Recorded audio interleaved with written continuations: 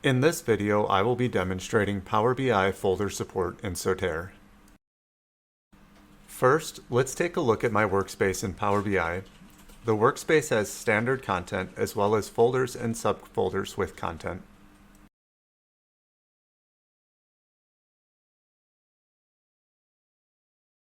In Soterre, browse to the workspace in the Explore view. The workspace lists workspace settings and the workspace app at the top. Folders and content are shown after the settings and app. Folder content is shown inside the folder, similarly to how it is shown in Power BI. New and updated content can be versioned at the workspace or folder level. Running fine changes at the workspace level will version all workspace content. The Fine Changes window will show the full path for an artifact, including any folders and subfolders.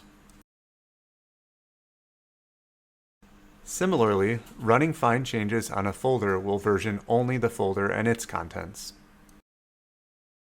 To help locate content inside of a folder, click Search from here for a given folder. This will open a new search panel using the path of the selected folder.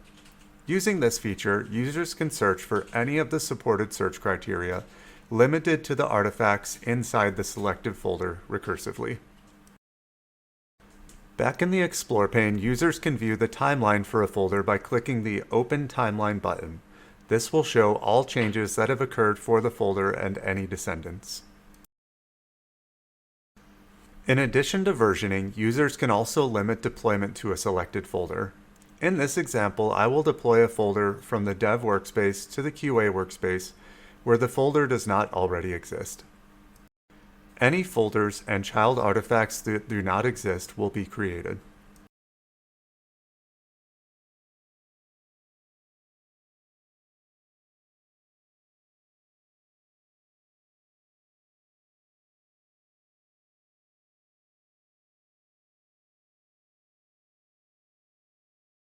Back in Power BI, we can see that the folder and children were deployed to the QA workspace. The lineage view shows that the created reports point to the correct semantic model in the target workspace.